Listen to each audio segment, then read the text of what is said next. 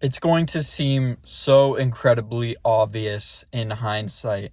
It's going to be laughable even that we were even debating at a $60,000 Bitcoin whether or not it was worth it to exchange pieces of paper that cost nothing to create for a type of money that is incorruptible and that no one can create more of for the rest of time. And after 2140, all 21 million Bitcoin will be in circulation, and no one can ever create more than that. It's going to be hilarious, right? And I don't want people to call me lucky, right? Don't call us lucky for buying Bitcoin early. It's so obvious. You're going to call me lucky for saying 2 plus 2 equals 4 and pointing that out and telling you. That's why it's just so funny. Like, it's so incredibly simple. We have the opportunity to trade dollars or other fiat currencies that are backed by nothing, right? Have nothing backing them except the faith of the issuer.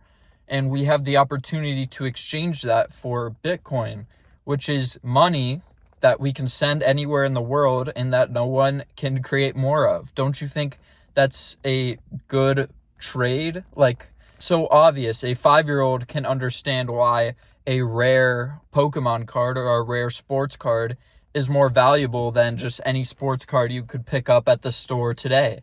It's an intuitive understanding, and we've been steel manning the fiat system for so long, like especially through school, that we just think it's normal. We just think it's normal that we have money that's printed out of nothing, backed by nothing, and only really backed by force and coercion. There's no real asset. I've talked to people that didn't even know the dollar wasn't on a gold standard anymore. It's been since 1971. The dollar hasn't been backed by gold. And even when it was backed by gold, there was still fractional reserve banking and overlending, all these things that still made it fiat-like. And after 1971, the dollar lost any ties to the real world and to nature, right? Now the dollar defies all laws of nature.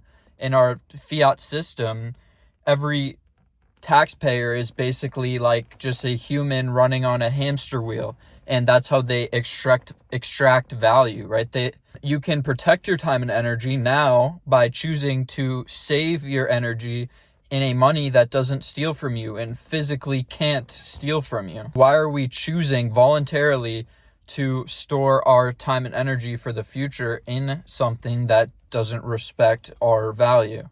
So that's why I titled this, Come Back to This When Bitcoin Reaches Some Arbitrary High Price. That, right?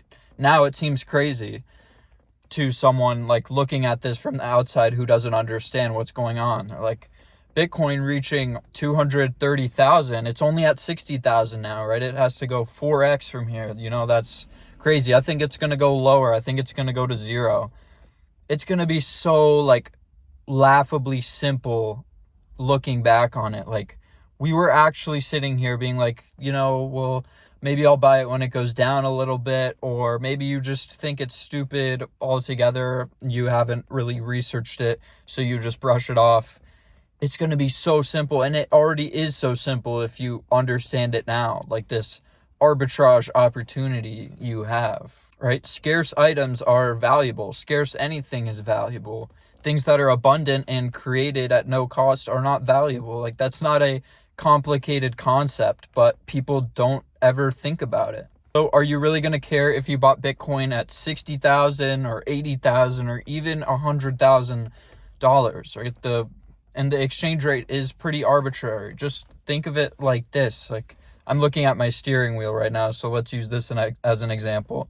Say I have like little rulers that I'm using to measure my steering wheel, and that ruler decreases in size by 3 to 10% every year. And I'm using that same ruler to measure the same fixed item, right? That's the same as measuring Bitcoin in dollars, evaluating Bitcoin's value in dollars.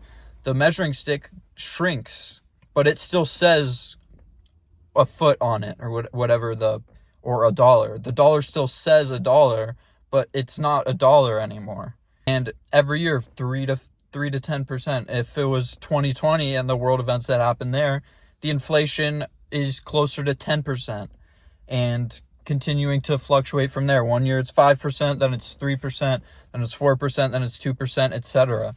So we're wondering why I'm measuring the same thing and it's getting bigger, right? My ruler still says 1 foot. So how did my car go from only being 7 feet and now it's 10 feet? Like, how did this happen? Oh, I'm going to blame greedy corporations. It's greedy corporations' fault. It's this politician's fault that my car got so much bigger and now I can't fit it in my garage, whatever. Like, we shouldn't be blaming these temporary factors on the fact that our money loses its value every year. It doesn't have to be that way. And if you study Austrian economic school of thought over more of a Keynesian economic school of thought, that's where this sound money thesis comes from. And before Bitcoin, we didn't really have a form of sound money. So these Austrian economists were so ahead of their time in advocating for sound money when we didn't really have a way to do that. I mean, the gold standard gave some level of discipline, right? You couldn't just print into oblivion. There was some level of natural physical aspect tying our money to some actual value. But now there's nothing. There's no restraint, right? We only need the state and central banks. They don't need permission to go to war or fund some crazy new spending project. They just need a justification. They just need enough justification that the people won't revolt in response to what they're doing. So yeah, it's just crazy, this fiat world we live in, and how few people think about this now, and eventually it will be incredibly obvious and laughably so. So that's about it for this video. I'll see you in the next one. As always, together let's work, save, and build a brighter future with Bitcoin. See you in the next video.